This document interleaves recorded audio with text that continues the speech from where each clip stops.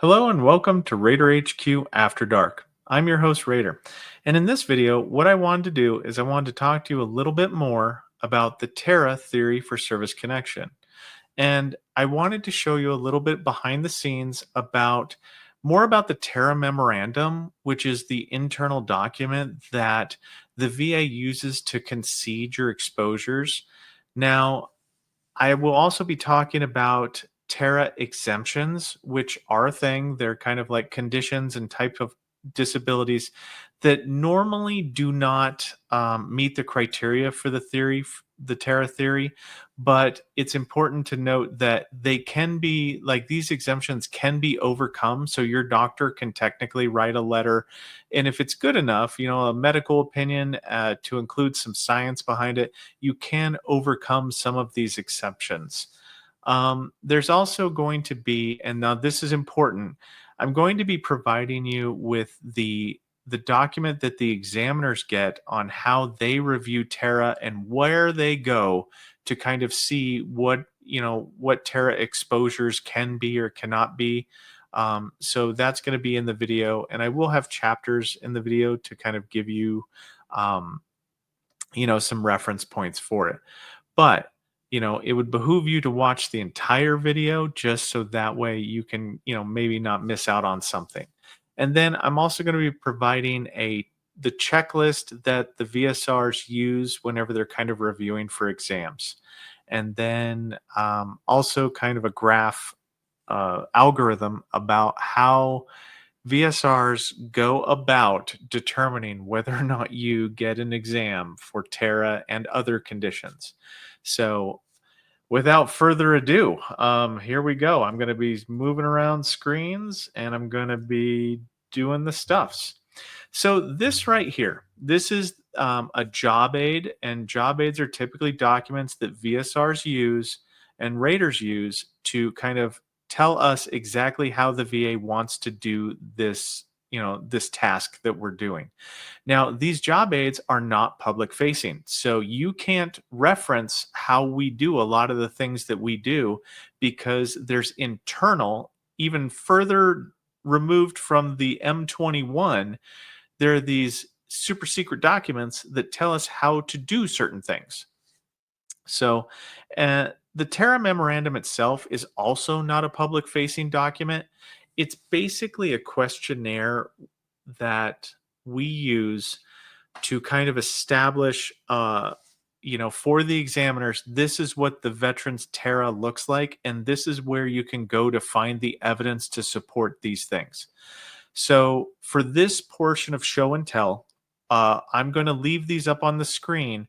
And then if you want to read them, you've got to pause the video because if not, I'll be here for 8 hours just kind of talking about them. So this job aid, it kind of discusses when the Terra memorandum is necessary is when there's evidence of a claimed disability. So if you have a claimed disability, and what they kind of mean here is for Terra or some other thing, we have to do a Terra memorandum to determine whether or not you were exposed to toxins in service and whether or not the Terra theory for service connection can apply to you. A Terra examination or a Terra memorandum is necessary to be completed when the condition that you are claiming is not an increase. So when a theory for, like when service connection is being established, the Terra theory could apply. So, we have to kind of review for it. Now, also, when the claimed condition is not a presumptive, because remember, Terra theory has a medical opinion associated with it. So if the condition's presumptive, the path of least resistance is to grant under presumptive first.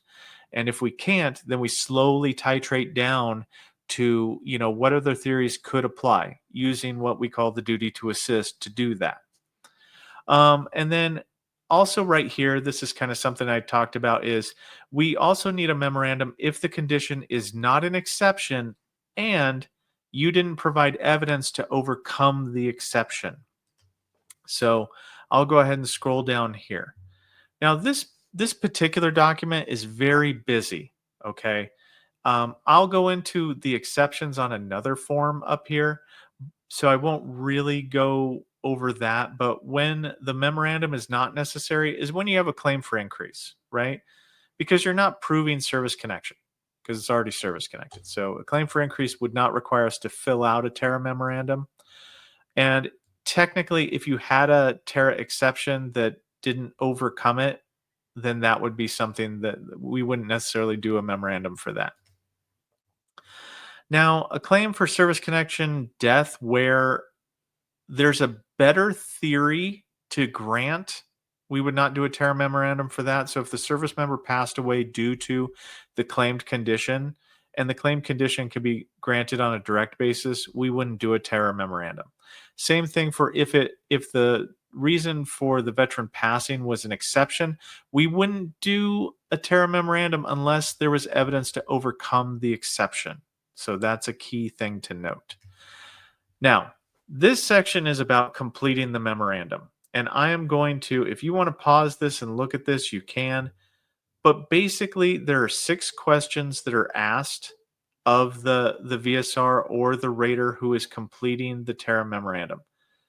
And it starts down here in step 2. The first question is talks about toxic exposures based upon location. So like Camp Lejeune, Agent Orange exposures, things of such nature. And what happens is we either find the evidence and we check the box, and then we have what is like a dialog box below that, in which we're supposed to put the evidence that supports, that shows the examiner, hey, look, you can find evidence that he was in Da Nang, Vietnam, here on this particular document with this document identification number. Now, that would be question 1. Now, question 2 has to do with the Eiler report. So the Eiler report is a DoD document that they provide the VA that says, "Hey, look, if the veteran was in the Persian Gulf, like 1990s and beyond, these are the chemical exposures that this specific veteran was exposed to." Now, the more recent veteran you are, service dates, the higher the likelihood that you have an Eiler report. Um, and what happens to this is just a yes or no question. Do they have an Eiler report? Yes or no. And then you'll have question 2B, which states, hey, look, if they do have an Eiler report, are there actual chemicals listed on that, like actual exposures to like, lead, benzene, like whatever it is? And then we would say yes or no on that. And then we also have a question 2C, which is not listed on here. And what question 2C is there's kind of like a above acceptable limits of exposure, and that's either a yes or no. And that doesn't necessarily determine the outcome. It doesn't make the examiner go, "Oh, shoot, it's above the normal limits, so it's an automatic grant." That's not the case. It's just to help them kind of see how much exposure you had. And then question 3A, this is about MUCMEs. So question 3A has to do with, is there evidence to show that the veteran served in a MUCME qualified location? So 38 CFR 3.317 qualified location. If yes, we mark yes. And then we go off to actually show what evidence supports that particular understanding. So does the DD 214 demonstrate that you served in the Gulf of Oman? If so, we would list that. Sorry about that, naughty dogs. So coming back here, so this is 3A, is just, did we have service in the Gulf War? Gulf of Oman, if yes, then we mark yes. Question 4A, now this is for 38 CFR 3.320 presumption under burn pits and fine particulate matter, and it's similar to question 3A. Do you have some evidence that supports that you were in a qualifying location per the manual of 38 CFR 3.320? If yes, we mark yes, and then we list the evidence. Pretty straightforward with this stuff, guys.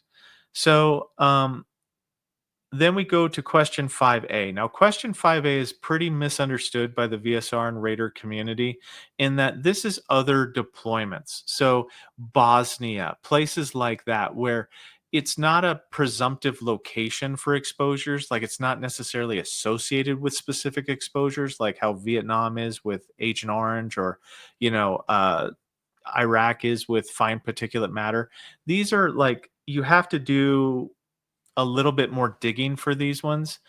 So this would be where the veteran says like they were in Germany and there was asbestos exposure in the barracks.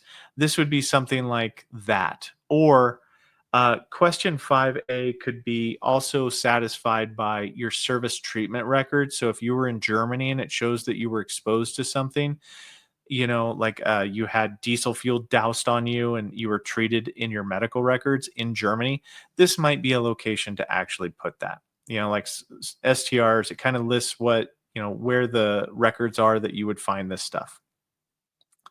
And then we come down here to question 6. Now, question 6 is about your MOS service.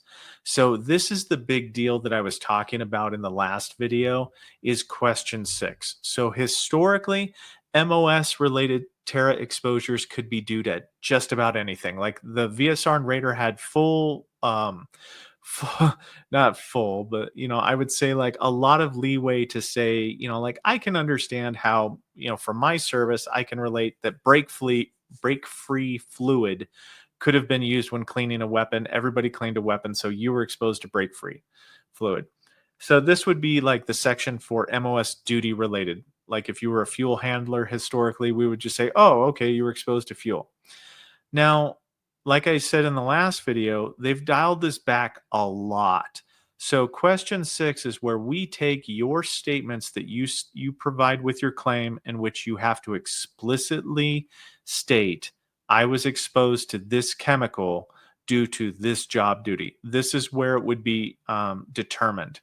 And for question 6, you have to convince the VSR and or the Raider that that exposure happened, because they have to say something along the lines of, the veteran's exposure to benzene was conceded based upon the veteran's report that they had to, they were a carpenter and they came into contact with this chemical due to X, Y, and Z job duty. And it appears to be within the circumstances of their service. Those are the key words that have to kind of be uttered. And it's important because even if you submitted your 4138 saying those things, they're only going to send this TERA memorandum to the examiner. So the examiner will not have access to your statements to show that you had exposure to benzene. It's just once the VSR and or Raider concede it, that they will provide that information to your doctor. Now, another thing that's provided to the examiner with the TERA memorandum is the ILA report. So if you want to go, and I always suggest this, and I will always continue to suggest this, if you're a veteran that's seeking, to increase your service connected disabilities, you're not 100% yet, go look and see what is on your TERA memorandum. Go look and see what is in your ILA report. So that way, if you want to claim something, you can start doing the research and say, hey, is my current disability of X, could that be caused by any of these chemicals? And if you find research studies that support that particular, that correlation or that causation, then you know what? You're going to actually file the claim based upon that. So it's going to help you file a much stronger claim than if you were to say, yeah, please grant me for chemical exposures. It doesn't, you want to try to, as much as you can, point the examiner in the right direction. Okay. So that's about it for this particular document. So I wanted to talk to you about the exceptions. Okay. And the exceptions are not absolute. I would like to start out with that particular statement.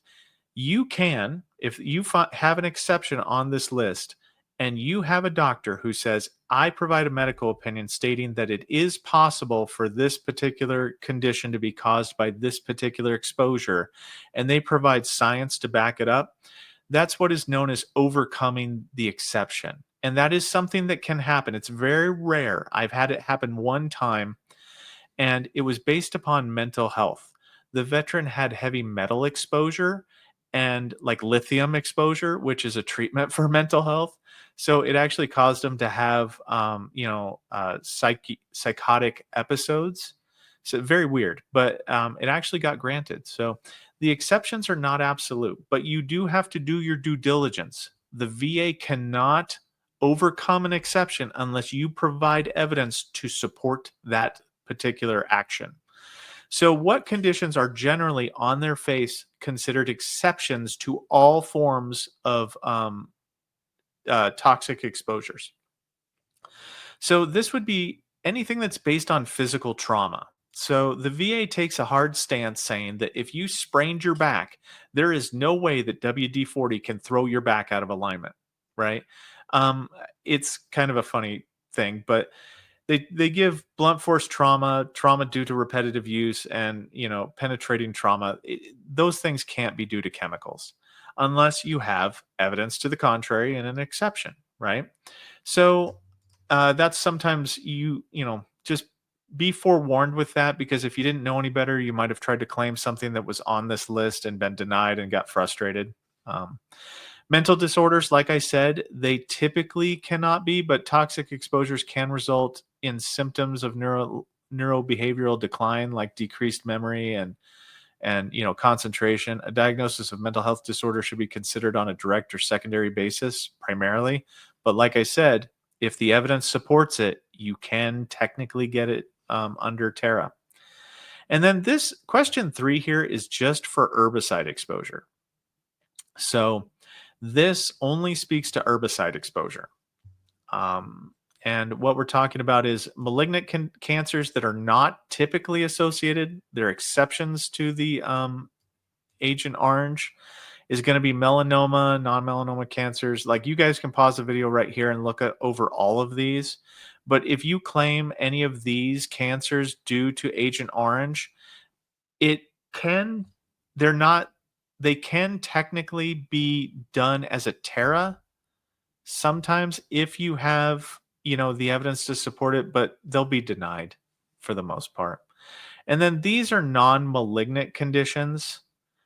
And I want to say that hearing loss itself, it cannot generally be caused by Agent Orange, but tinnitus isn't on this list. So technically, tinnitus could be the cause by Agent Orange. So just take a moment, pause the video, look these over, and see if any of these apply. And then finally, any disabilities that manifested during service, they would be considered to be direct service theory and couldn't be claimed under TERA, just because of the TERA conditions are typically after service. So that's the designation that they typically have, is if they manifested after service. So anything that manifested in service typically is under the direct theory, or if they have a known etiology and or cause that has been established. So if you were to go for a condition and it was due to weight gain or due to age is a big one that often throws a monkey wrench into things. Is that no, the cataracts are due to your age. That would be, you couldn't at that point in time, that would shut the door for the TERA theory unless you had evidence to support, like you had a different doctor that said, you know what, I've reviewed all the same evidence that person did and I disagree. That's how you combat that if they do come to that conclusion. So this is not a final thing. When it comes to the etiology of the condition, you can just provide a different medical provider's opinion. So that's about it for the actual exception job aid. Now, this next part, this is the examiner's job aid. So I thought you guys might want to see that part because it's kind of fun. So this is for the TERA memorandum. So specifically, what this form is meant to do is it's for the examiners. If a question is marked yes, so one of those 6 questions are marked yes, this is the document that the examiners go to, that they say, okay, question 1 is marked yes for herbicides. This is where I go to look up, then the examiner is required to consider the exposure information at the website below. So this is where they go to try to see if the TERA nexus exists. So ding, ding, ding, guys. This is where you go to gather evidence from for your claims for TERA. I would always go to the same place the examiner is going to go to determine whether or not there's a correlation or causation between the TERA and your current diagnosed condition. You want to look at all of these things. So please pause this video. If you are claiming for Camp Lejeune, mustard gas, radiation, herbicides, you will go to these specific websites and you will look up to see, kind of cheat on the test and get the answers beforehand. So that way you can pad your evidence with the same stuff that the examiner is going to be looking at. Okay. Molto importante. Okay. This is very important, guys. So then we go down here and they do this for each one of the questions. So for your Eiler, they're going to say, hey, look, everything on the Eiler report, where do I, as an examiner, where do I go to double check that to make sure that your diabetes could be correlated with your, the exposures on your Eiler? These are where they go. This is the specific locations that they go to. And some of these public health sites are open to you guys. Now, question 3A and 3B, this is for the Gulf War MUCME, right? So this is where they're going to go. You go into the Gulf War section, right, of the public health site. This is where the examiners are being told to go when they format their opinion. This is where they're told to go, okay? I can't emphasize this enough. This is a ding, ding, ding. I'm stomping the floor. This will be on the test at the end of the day. Same thing with here. So for the 3.320, now this is burn pits and fine particulate matter. So like when you're claiming sinusitis due to Gulf War service, this is the one. Question 4A and 4B. This is where they go to, right? But these are presumptive. So as long as the conditions fall into the presumptive, you don't really have to look too hard for question 4A and 4B. Now, questions 5 and 6. Okay, this is going to be under the exposures tab of the public health section. This is where the examiners are going to determine whether or not your claimed TERA is due to service. Okay, so I know I keep repeating myself, but the repetition is there, so you'll hopefully follow through, because examiners must consider the total potential exposure through all applicable military deployments of the veteran. Question 5B provides the location of the deployments for consideration. So examiners are not limited to the required sites above, and they may also utilize other reputable sources, but they are required to use the sites above as a baseline at the minimum. So this is drastically important, guys. So if you take anything away from this video, please take this. Now the checklist. Okay, so we're going to move on to the checklist. So when the VSR, okay, this is a formal document for the VSRs. This is the PACT Act examination checklist that they are supposed to be reviewing. And how this is meant to be is if they can answer yes to all the questions. So they're to start out, when they review a claim, they're to review for presumption, okay? First and foremost, does the condition qualify for presumption? So if you were exposed to Agent Orange and you're claiming diabetes, then that would count for yes for this. Then they would go through and say, okay, is there evidence of a current disability, persistent or recurrent symptoms? Yes, check the box. Is the claimed condition presumptive under 309, all these presumption lists? Oh, yes, it is. It's diabetes, and he's claiming Agent Orange. Yes, click. If not newly recognized condition under PACT Act, did the presumptive condition manifest during the applicable time period? So this is like for 3.309A type situations for chronic disabilities. You remember how in my other video I said they have like a time limit within 1 year for the majority of them, within 7 years for like MS. That's for this. They have to be able to check that box too. And then, does the veteran have the qualifying service to satisfy the criteria for the presumption? If yes, right, if they marked all 4 yes, then an exam should be requested. No brainer, right? Like the VSR job is on rails. It's either a yes or a no half the time. um, for the most part. And then let's say that the condition is not presumptive, right? Let's say it's diabetes, but you didn't have Vietnam service. Well, then the next thing they would review for is direct service connection. Is there a current disability? Is there, was there labs showing high glucose in service? Yes or no?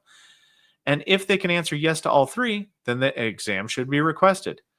This is the duty to assist in action. So when we do the duty to assist to review for whether or not theories of service connection apply, they just go down this list. Okay. And they're just marking yes and no and yes and no. They might not use this specific document, but this is how they're supposed to review for whether or not they can order an examination for your claimed condition. But that's why, like, recurrent symptoms, if they can't prove a disability, then they can use current symptoms. So you should always, and I'm stomping my foot again, always list symptoms associated with your condition, because you might not have the documentation on hand for your current disability. Like, they might not have your private doctor's medical records, because maybe there was a fee associated with it, and the VA will not pay a fee for your records, so they couldn't get it. Always put the symptoms so that way you can get the exam. All right, and then we come down here to MUCMEs. So MUCMEs come after direct.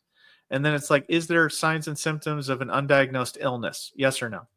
Is there service in the qualifying location for 38 CFR 3.317? Yes or no? If yes, like, this is easy. Only 2 requirements for the MUCME, right? It's not crazy hard to get an exam. And then we should order the Go Forward Gen Med. And then finally, we come down here to TERA, right? TERA is the final. We don't typically, unless it's explicitly claimed, we don't do TERA first. It's the last thing. And then they say, same signs or symptoms or disability. And then we come down here to are basically asking, is it an exception? And if the answer is yes, then you can't get an exam if it's an exception. And then we talk about the verified under the TERA memorandum, right?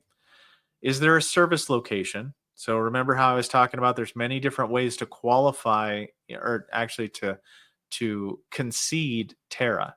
So it's like, did they serve in a location? Does the memorandum say yes? Is there exposure to mustard gas, type stuff? And then same thing, it's a yes or no thing. Did you check all the boxes? If yes, you can order an exam. If no, you can't. And then we have other theories down here. Now, this one, the secondary theory cannot be invoked the same way as these other ones up here, because these can just be, you can eyeball it and then you can do it. But for the secondary theory, either the veteran has to explicitly claim the secondary theory, or there has to be some kind of medical evidence that shows a causal relationship between the claimed condition and a service-connected condition. So it's not one that the VSR is allowed to infer themselves. There has to be evidence to infer it, either by you or by some kind of medical evidence. And then the same thing with aggravation. We can't just say you have aggravation. We have to prove it first. There has to be some evidence to show or support that the condition pre-existed service, and or based upon the aggravation secondary, that the condition, a non-service connected condition, was aggravated by your service connected condition. And the same thing with 1151 claims, which are, those are the ones where after service you receive treatment at the VA, and there was like a medical malpractice level of injury to you that caused a permanent disability. And that's something that we can't just infer off the top of our head. You would have to actually tell us that that was the case. Okay. And then that's about it for this topic, for this document. But definitely, just review this to know this is kind of how, review the checklist for each claimed contention. If multiple avenues of entitlement apply, multiple opinions may be required and should be requested simultaneously. So that's important, that they will do that for you if they believe that there's evidence to support it. Now, in practice, I don't necessarily care for that. I mean, it does reduce the amount of time that you're waiting for your claim because you're not doing it one at a time. But sometimes it can overwhelm the examiner if there's like 5 different theories being thrown at them, at once.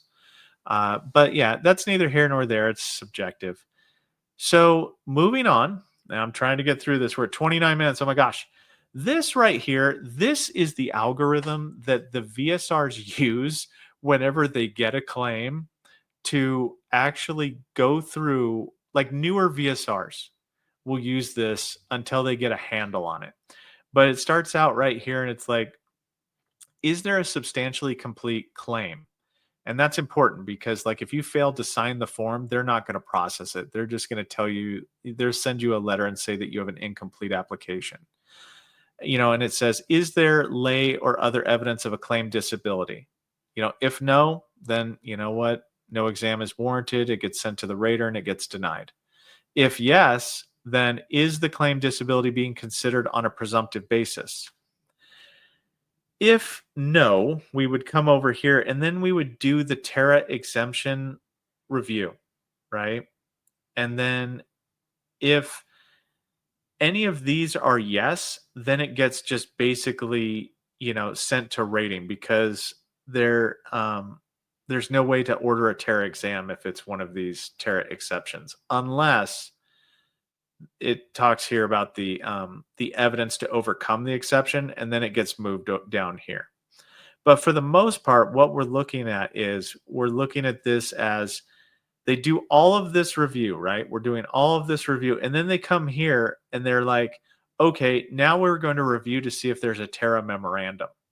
So you can get disqualified before they even begin looking at the TERA memorandum, which I find very odd. I don't like that, because if I don't know, it's just kind of weird because sometimes you can see VSRs chasing points, and they'll just do the TERA memorandum without doing any of these steps, which is kind of stupid because they're supposed to. But once we get down here, is there completed TERA memorandum? Is there a TERA other than herbicide exposure? If yes, then you come down here and then you order a TERA examination and opinion are warranted. So that's kind of how they do it. Now, what can happen is if we go back to the checklist, right? If we go back to the checklist and some of the VSRs will review and they'll go, okay, well, clearly it's direct. So then they'll go and they'll do a direct medical opinion and then it comes back negative. Well, if TERA's still in the mix, then they will kind of do TERA afterwards as a final kind of, just to cover our bases. So we have to be mindful of that, that sometimes that's why you get deferrals and that's why your claim gets delayed, is because they're supposed to do these in tandem, but sometimes they'll do them one at a time for points. It's kind of weird. But that's about all I wanted to show you right now of the behind the scenes, the behind the curtain type thing of this is how these are formal documents, how the sausage is made, I guess is the best way to put it. So, and the final thing I wanted to kind of talk about, and I'll do it in a different video, but I also wanted to talk about shipborne hazard and defense, SHAD. This is a separate type of TERA. It's very specific and very niche. So I will be doing a video on this, but I have the document that kind of shows, how you can prove, um, you know, all of these testing zones. If you were a participant in any of these, you can potentially get TERA. And it's kind of something that I don't understand why this isn't public facing, but we will talk about this, my Navy brothers and sisters. We will talk about this in probably the next video. I'll go over this and I'll talk about shipborne hazard and defense, SHAD, and we'll go through each one of these. But that's about all I got for you for this video. I kind of wanted to once again kind of just pull back the curtain and talk to you guys about TERA. And I know this one's probably been a little bit boring. It's at 34 minutes, but I would like to take the time to thank all of you that are watching these videos. I appreciate it more than you know. The growth of the channel has been phenomenal. The members are awesome. Like, you guys are supporting me getting new software. I got a new microphone because of you guys. like so awesome. And I'm going to be transitioning, into retirement from the VA. So, this kind of stuff, really tells me that I should be continuing to do videos and share my knowledge with you guys about the process because, like I said originally, I don't understand what some of the content creators are saying because it doesn't match the reality of the process to rating. But anyway, that's about all I got for you guys today. Thank you for watching, listening, and ignoring me, probably for the most part. And anyway, Raider out.